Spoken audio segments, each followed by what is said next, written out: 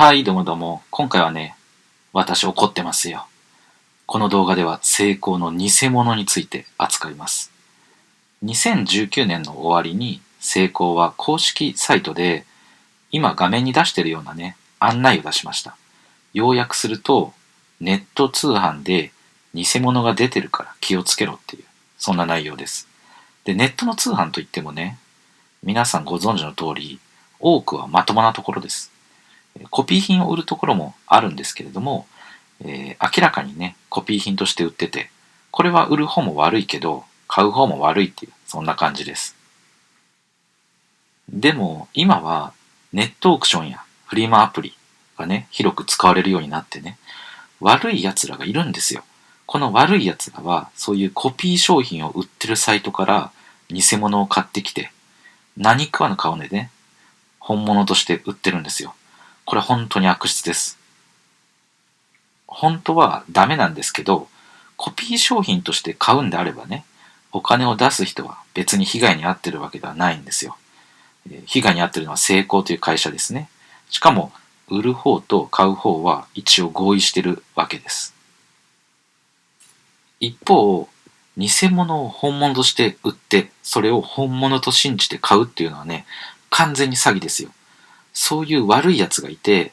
ネットでね、本物としてコピー商品を売ってます。実名を出すとね、ヤフオク、メルカリ、ラクマ、そういうところですよ。で、ネットでの個人取引が簡単にできるようになって、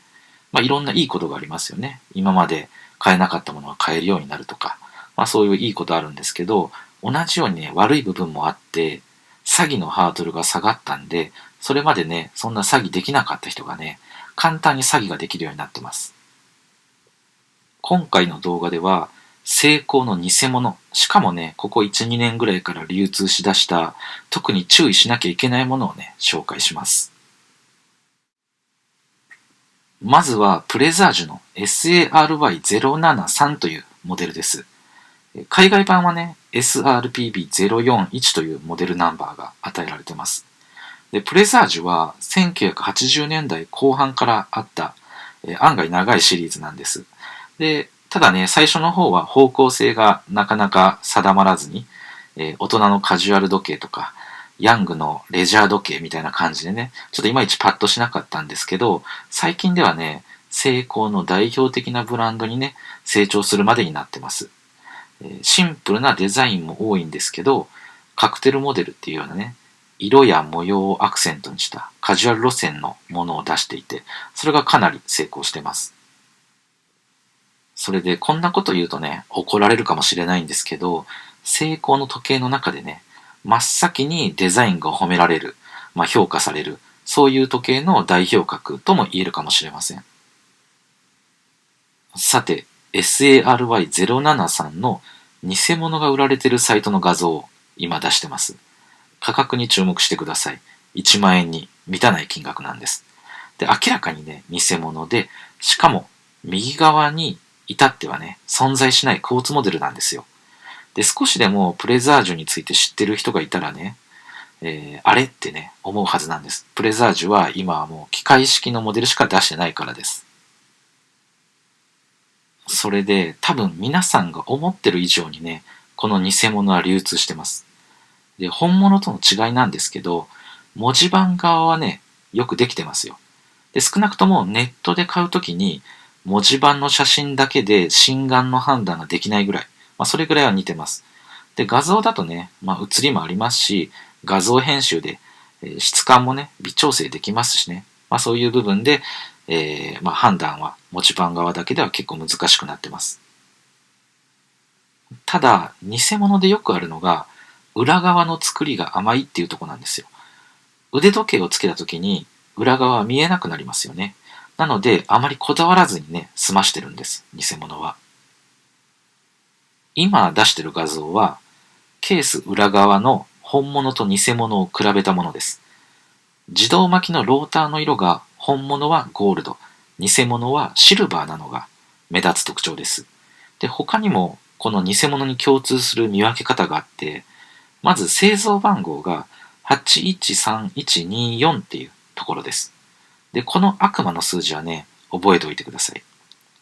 でそれからローターに 4R35A と、ムーブメントの型式があります。でその隣にね24ジュエルっていうのがねあると思います。偽物の方はね。で 4R35A それから 4R35B にもね24隻の使用は実際ないんですよ。で本物の 4R35A、35B はね、一つ石の数が少ない23ジュエルズなんです。そういうありえない表記に偽物はなってます。で、これはね、4R35 の外反モデルである NH35 が、24隻なので、そのままね、24隻表示にしてるみたいですね。正規品でもね、いろんな仕様違いがあったりするわけで、その全てを把握するっていうのは難しいことですね。ただ、こういうありえない表示になってるっていうのは、それが 100% 偽物だっていう証拠になります。この偽物がたくさん出てるっていうふうに言いました。ヤフオク、メルカリ、ラクマで実際買われていたケースを見つけてきました。で、商品情報がね、すでに消えているっていうこともあるので、見つかった数の何倍も実際はね、売り買いされてると思います。で、クォーツ版みたいな、ものはね、かなり安く買われてるんですけれども、中にはその金額で本物を買えたのになっていうケースもあって、めちゃめちゃ悲しいですね、これは。で、こういう偽物が流通して、本物と思って買って、その人がね、買った人が偽物と気づいたら、またその人は売りに出すと思います。で、そういうね、ババ抜きみたいなことがね、起こるんですよ。もう負の連鎖ですよ。で、時計に興味を持ち出しましたみたいな人がね、気づかずにそういうババを引くこともあり得るわけで、時計好きとしてはね、本当にね、腹が立つわけです。今のプレザージュ以外にもう一つ今たくさん流通している偽物があります。それがプロスペックスのダイバー SBDY017 です。海外版は SRPA21 になります。で、セイコーの3代目ダイバーの復刻版で、3代目ダイバーはね、形が亀っぽいので、タートルという愛称で呼ばれてます。そのね、復刻モデルのラインナップの一つになります。で、文字盤の6時位置にね、大きくパディ、PADI、パディと入ってます。これは、パディコラボの商品で、パディっていうのはアメリカに本部を置くね、ダイバーの教育機関であり、ダイバー資格の認定機関である、ところです。これも一見すると文字盤側では見分けが難しそうに見えるんですけど、2箇所ね、わかりやすいポイントがあります。で、1つ目はね、時針、時間を測るところですね。時間を測る針ですね。で、先端部分が本物はある程度長さがあるんですけど、偽物は、その時針の先端部分が短いんです。で、程度の差なんでね、比較しないとパッと写真を見て判断するっていうのは、もしかすると難しいかもしれません。ただ、裏蓋とか小さな文字表記と違ってね、実物を写真で撮ると必ず写るんで、わざと見えないようにするとかができません。なので、この部分はね、覚えておくといいと思います。それから文字盤の6時位置に、書かれている文字でも判別できます。少し小さいんですけれども、セイコーは文字盤の6時位置に、英数字で表現されたムーブメントの型式が、4桁の英数字ですね。その記号が必ず入ります。で、そこに本来なら使われている 4R36 というね、ムーブメントの番号が入るのが本物なんですけれども、偽物は NH36 というね、表示です。NH36 っていうのは 4R36 のムーブメントを外反するときに使われる型式です。なので、もし正規品であれば NH36 っていう表記はありえないわけですよ。外反されるムーブメントにね、セイコーは NH 何々、NE 何々っていう型式を与えてます。で、正規品のはずなのに、これらの表記があったら 100% 偽物です。では、せっかくなので、裏蓋も見てみましょう。よく似せては作ってるんですけれども、文字の表記で区別がつきます。一つ目は、成功ロゴの書体が違うっていうところです。本物は文字の太さが一定なんですけど、偽物は線の太さが太いところと細いところがあります。これがまずポイントです。そして、成功ロゴの下に本来入るはずのスペシャルエディションの表記もありません。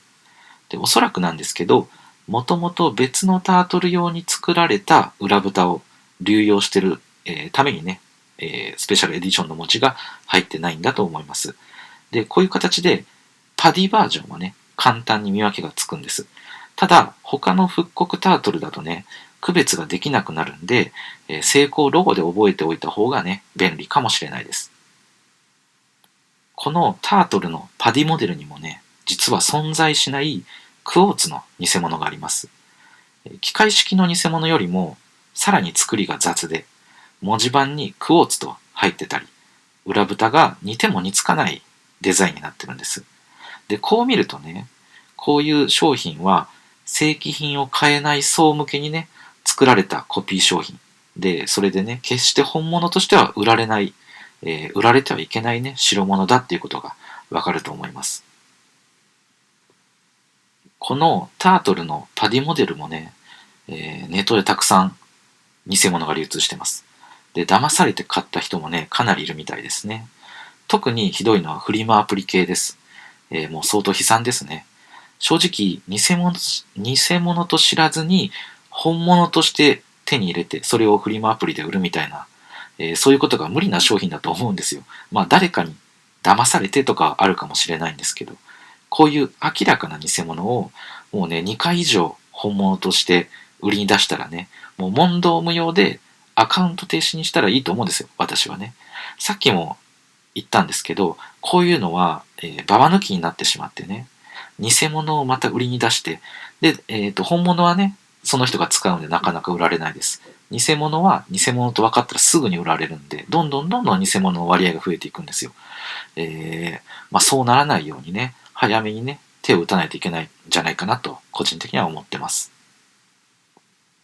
ここからは、ここまでの2つほど流通してないんですけど、今後ね、偽物が増えてきそうなモデルを紹介します。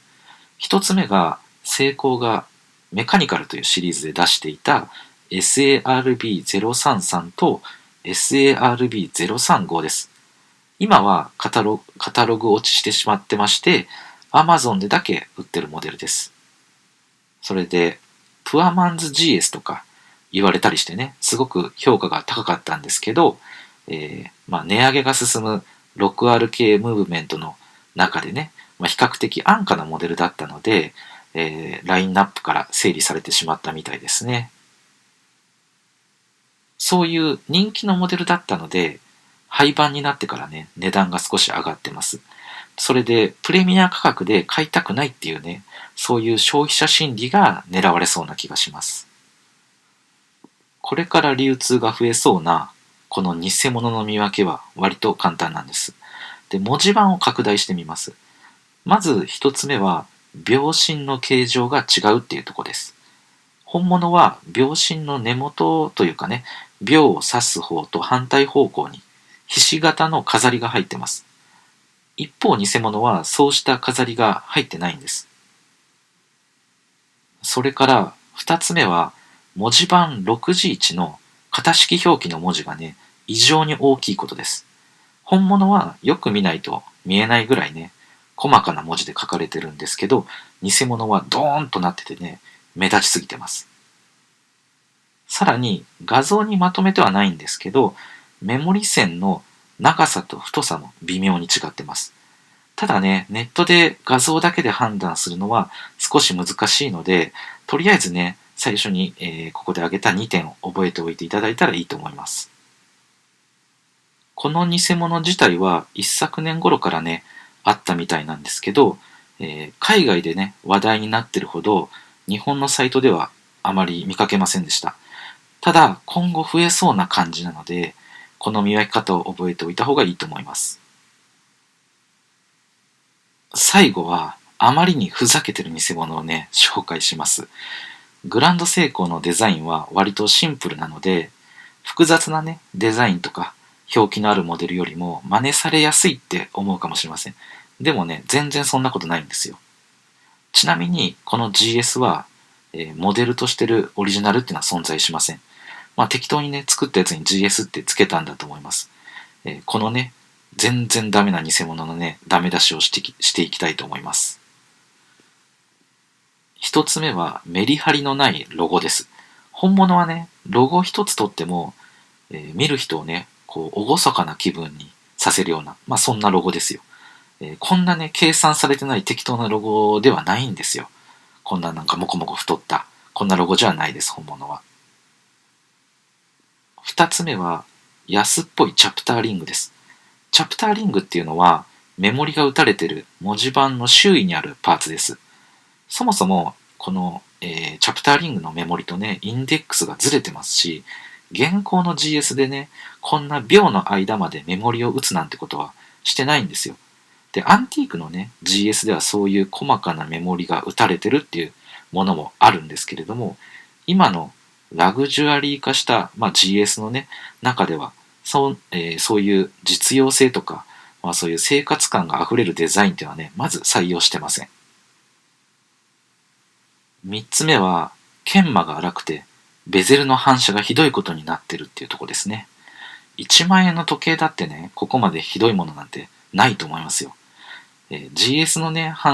こういうベゼルの研磨っていうのはもう透き通るようなね、綺麗さで、こんなね、無様な反射するようなベゼルではないんですよ。4つ目は、ジャパンムーブとっていう表記です。これはね、日本製のムーブメントを使ってますっていう意味で、付けられるものです。で、日本製のムーブメントを使ってるんだけれども、組み立ては海外ですっていうようなね、時計の心臓部はいいものを使ってますっていう一種のアピールです。それがね、GS っていうのはメイドインジャパンですから、どんな見たことない新製品でもね、こんな表記がされることってないんですよ。